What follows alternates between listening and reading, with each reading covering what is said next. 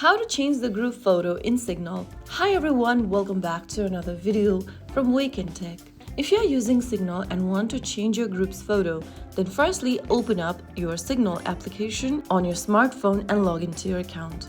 Once you're inside, go ahead and open the group conversation whose photo you want to change.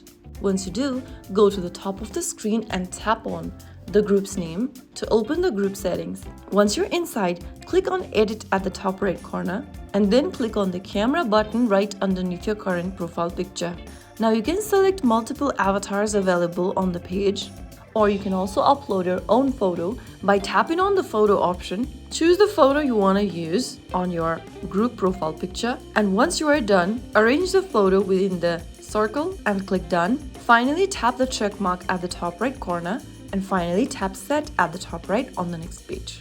So right after you do that, you will be able to change your group photo in Signal. You can update it anytime to better represent your group or make it easier for members to recognize the conversation.